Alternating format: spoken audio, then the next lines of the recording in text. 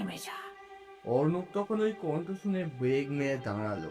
আর চোখের ভেতরে কিচ্ছু যেন নেই, পুরো ফাঁকা, শূন্যতা ধুধু করছে, যেন চারদিকে মৃত্যুর ছায়া।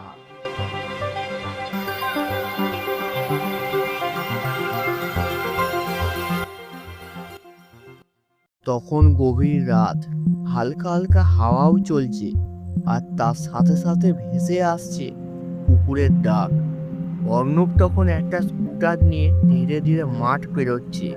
তার হালকা ঠান্ডা হাওয়ার গন্ধ তার নাকে আসছে, এবং তার মুখে ক্লান্তি আর চোখে চিন্তা পুরোপুরি স্পষ্টভাবে বোঝা যাচ্ছে। আজ 3 দিন হয়ে গেল, মিহিকা আজকেও উধাও। আমি কি আর খুঁজে পাবো না ওকে? আজ 3 দিন হলো অর্ণবের প্রেমিকা উধাও। সে সবার কাছে খোঁজ করছে, কিন্তু তার ব্যাপারে কেউ কিছুই বলতে পারছে না। অর্ণব তখন স্কুটার চালিয়ে আস্তে আস্তে বাড়ি ফিরছে। হঠাৎ তার কানে একটা ফিসফিসে গলায় আওয়াজ ভেসে এলো।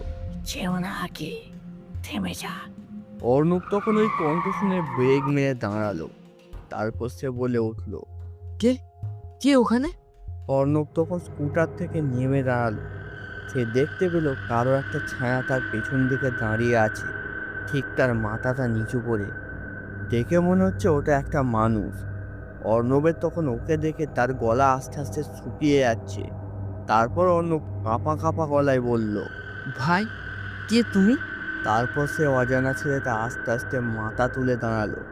অর্ণব তখন দেখতে পেল ছেলেটা একটা নীল জামা আর স্যুট প্যান্ট পরে আছে। তার চোখগুলো কেমন যেন লম্বা লম্বা। তারপর সে ছেলেটাকে দেখে মনে হচ্ছে সে হাসার চেষ্টা করছে, কিন্তু সে হাসছে না। ভাই, কে তুমি? তারপর সে ছেলেটা ধীরে ধীরে মাথা তুলল। চাঁদের আলোতে তার মুখটা তখন স্পষ্ট বোঝা যাচ্ছে। তার ঠোঁটটাও কেমন সাদা সাদা। সে হাসার চেষ্টা করছে, কিন্তু তাও সে করতে পারছে না। তুমি তাকে খুঁজছো, তাই তো? কে কে কে তোমার মিহিকে। মিহির নাম সেই অজানা ছেলের মুখে শুনে অর্ণব তখন অনেকটাই চমকে ওঠে। তারপর অর্ণব বলে ওঠে, তুমি তুমি আমার প্রেমিকার নাম জানলে কি করে? তারপর সে অচেনা ছেলেটা আস্তে আস্তে তার পা দুটোকে হাওয়াতে ভাসাতে আরম্ভ করলো। অনেকদিন আগের কথা, সেও আমার মতো অন্য কাউকে অপেক্ষা করাতো। এই কথাটা শুনবার পর অর্ণবের শরীর যেন আস্তে আস্তে ঠান্ডা হয়ে যায়। তার হৃৎপিণ্ড জোরে জোরে ধুকপুক ধুকপুক করতে থাকে। তারপর অর্ণব সাহস দেখিয়ে আস্তে আস্তে সেই অজানা ছেলেটার দিকে হাঁটা শুরু করলো। তুমি আসলে কে? এখানে কি করছো তুমি? তখন সে অজানা ছেলেটা একটা গাছের দিকে মাথা ঘুরিয়ে নেয়, এবং গাছটার উপর দিকে তাকাতে তাকাতে বলে, আমি অভয়। অভয়? এই এলাকায় তো এমন কেউ নেই। অনেক আগের কথা, এই কাজের তাল যখন হয়নি, আমিও কারো এখানে অপেক্ষায় থাকতাম। কিসের অপেক্ষা? অভয় তখন হালকা হাসলো, কিন্তু তার হাসিটা মানুষের হাসির মতো নয়। ঠান্ডা, ফাঁকা, যেন মৃত্যু মাখা হাসি। আমার প্রেমিকা। এই কথাটা বলার সঙ্গে সঙ্গেই চারদিকে যেন তীব্র হাওয়া বইতে আরম্ভ করলো। অর্ণব আর তখন নড়তেও পারছে না।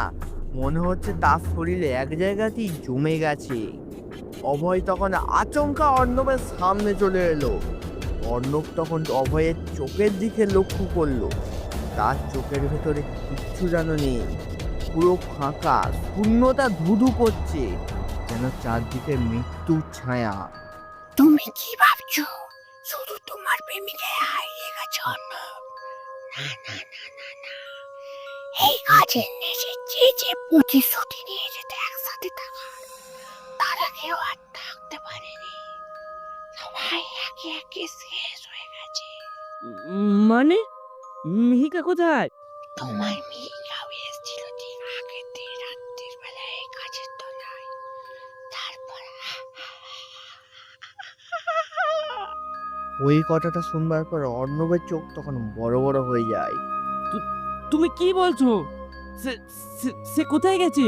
অভয় তখন ধীরে ধীরে তার হাতটা উপর দিকে তুলে ধরলো, এবং সে আস্তে আস্তে সেই গাছের দিকে ইশারা করলো। ওখানে না।